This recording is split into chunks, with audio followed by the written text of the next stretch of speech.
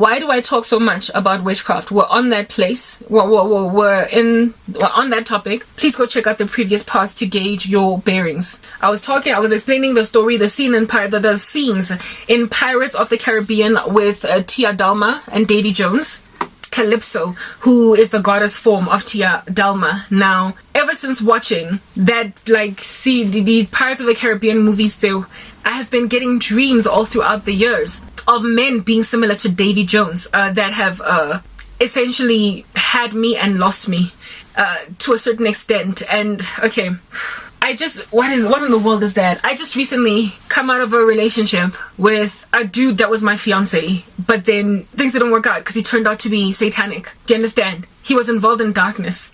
All throughout my Christian life, God has been delivering me from the Davy Jones condemnation or phenomenon, if you want to call it that. This is why I speak about witchcraft so much. Out of almost every guy that I've dated prior to coming to Christ, and every guy that I thought was a Christian that I dated in Christ, only 2 such men exist in Christ. But outside of Christ, it's a larger number. All right. Almost every guy that I dated, and I'm looking to the right to the left to think, okay, is it every or almost? No, it's almost. It's almost every guy that I dated, but the ones where I was very serious, all of them. The ones where there was lots of love, all of them put witchcraft on me. They all messed up. I never left a single guy because I was cheating or because I was pulling a stunt or because of whatever. They had done something. One dude went and made some chick pregnant. The other dude was passing me a whole bunch of shade, acting like he didn't love me, so I walked. The other dude took his merry time to do what needed to be done. And when we tried to reconcile, when I was happy to talk with him to reconcile, he stood me up. He didn't come to the meeting, and I was left looking dumb there by myself. There are also other guys that I never got to be with, but I had feelings for them. It was mutual. But and next thing, I was no longer interested. I had moved on, and they got embittered by that. I promise you right now, all of these guys that did this to me, I'm not the one that broke them unnecessarily. They were happy to love me. I do not have, there are some people who cast spells, guys that are just bodomo, trying to be with a woman that's not interested in you. I'm speaking here about men with whom we shared mutual feelings, some of whom I was with, others I was not with them because they took time, dilly-dallied, danced around and did not do what needed to be done. And by the time they woke up and realized they lost a good thing, they became Davy Jones. Davy Jones in Pirates of the Caribbean is this dude that is upset, mad, angry because love went wrong. And because of being mad, upset, and angry, he ends up incarcerating the woman he loves and then becomes a monster. I have had dreams of Davy Jones, guys, ever since I watched Pirates of the Caribbean, The Dead Man's Chest. The Lord has described my exes as Davy Jones to help me understand the height of regression, the height of moral turpitude that they walk in because of the severity of love. The last batch of videos that I did in a testimony, I was speaking about how romantic love is the most poignant of all, to a point where the Lord describes his relationship with the church as such. He is our groom and we are the bride. Because of the amount of jealousy that dwells in that love, when it goes wrong, it produces criminals of passion. And so when they kill in a way that they wouldn't kill a friend or kill a mother or kill a child or kill a brother or a sister. They kill the kind of murder where you are driving a knife into a person 30 more times long after they've died. The kind of crime where you, after killing that body, you then chop it up into millions of pieces and then burn it. That's a crime of passion. It's like they are still killing a person long after they've even died, and then they burn it. They burn the corpse and they dump it in a field so no one can ever find it and have a funeral. Crimes of passion tend to look that messy.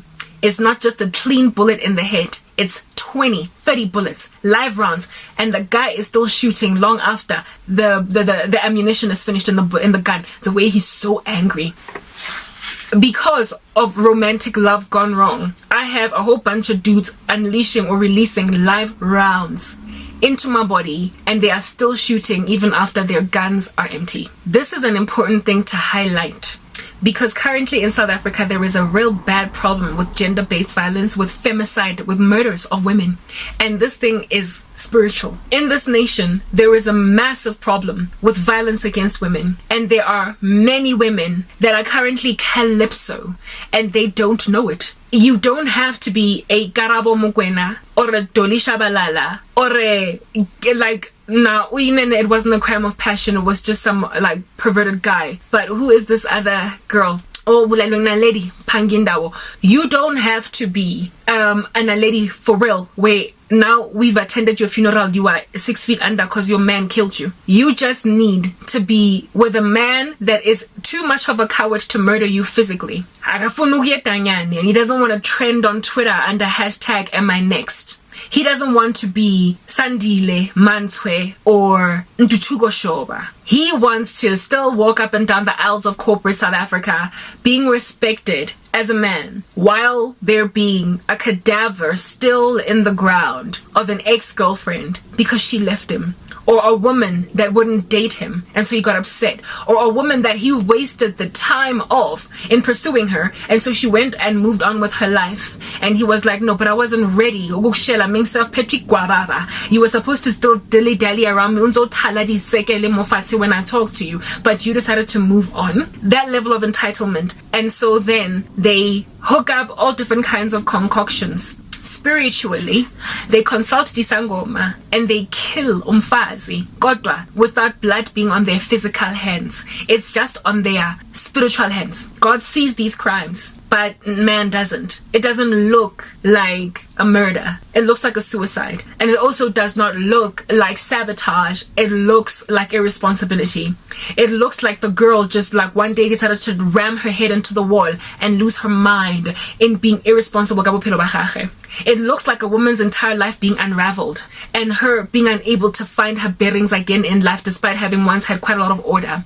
It looks like a lack of direction. It looks like cups and saucers flying all over the show. The woman is essentially a puppet under the string of a man that has made sure that there are parameters within which you cannot escape, outside of which you cannot escape. You will go this far and no further. I also chat that some of them go out of their way to fetch death curses. Well, the lady who asked me, why do you talk so much about witchcraft? That is why. Women and men, I guess. But right now, the Lord has shown me the issue with Davy Jones, right? So I shall say to women, they don't know that there is a cancer in their body that they are not cured from, that they are not getting the right help from. They have not met an oncologist to diagnose them. And I am here to help them get to the doctor so they can get an early detection of this disease so we can start to get them on chemotherapy or something. Next part.